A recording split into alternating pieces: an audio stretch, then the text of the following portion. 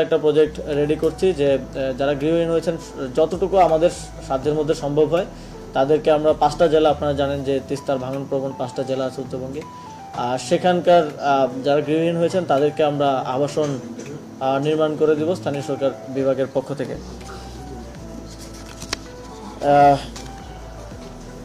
এছাড়াও আপনারা জানেন আমাদের বিকেন্দ্রীকরণের একটা অংশ হিসেবে স্পোর্টস থেকেও আমরা কিছু উদ্যোগের কথা ইতিমধ্যে আপনাদেরকে বলেছি। যেমন ইন্টারন্যাশনাল ম্যাচ, এখন ইন্টারন্যাশনাল স্টেডিয়াম দেখা যায় ঢাকা কেন্দ্রিকই বেশি, এর বাইরে চট্টগ্রাম আর সিলেটে হয়তো ক্রিকেটটা হয় মাঝে মধ্যে।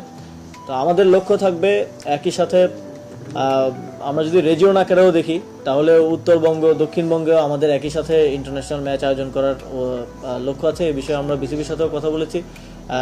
রাজশাহী স্টেডিয়ামে আবারও হয়তো আমরা অদূর ভবিষ্যতে ইন্টারন্যাশনাল ম্যাচ দেখতে পাবো এবং একই সাথে খুলনা স্টেডিয়ামও দেখতে পাবো। ক্রিকেটের এবং ফুটবলের জন্য আমরা নীলফামারী স্টেডিয়ামটা বরাদ্দ দিয়েছি, আপনারা জানেন, এবং সেখানেও আমরা বাফুফের সাথে কথা বলছি যে কীভাবে অতি দ্রুত সময়ের মধ্যে সেখানে ইন্টারন্যাশনাল আয়োজন করা যায়, যাতে করে আমাদের ওই যে প্রান্তিক পর্যায়ের দর্শক তারাও যেন সেটা দেখতে পান এবং প্রকৃত অর্থে ডিসেন্ট্রালাইজেশন এবং ওই রিজিয়নগুলোকে কেন্দ্র করে স্পোর্টস হাব তৈরি করা এবং ডিসেন্ট্রালাইজেশনের অ্যাপ্লিকেশনটা যাতে, আমরা তো সবসময় মুখে বলি বিকেন্দ্রীকরণ, কিন্তু সেটার আসলে বাস্তবায়নটা যাতে দেখা যায় সে বিষয়ে আমরা কিছু উদ্যোগ নিচ্ছি।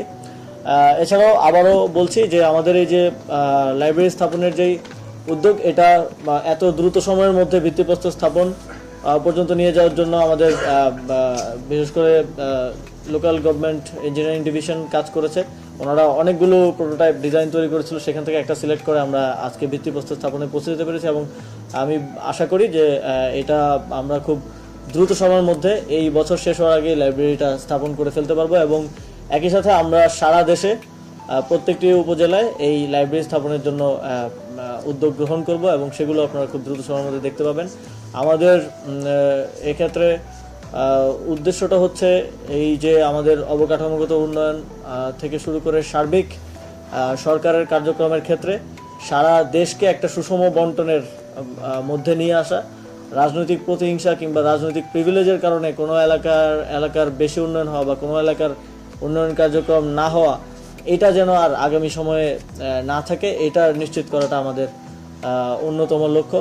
তো আবারও উপস্থিত সকলকে ধন্যবাদ জানিয়ে এবং আজকের এই উদ্যোগ এত দ্রুত সময়ের মধ্যে বাস্তবায়নের দিকে নিয়ে আসার জন্য এলজিইডি সহ আরও মন্ত্রণালয়ের যারা ছিলেন সকলকে ধন্যবাদ জানিয়ে আমার বক্তব্য শেষ করছি। আসসালামু আলাইকুম। আমি অনুরোধ জানাবো আনুষ্ঠানিকভাবে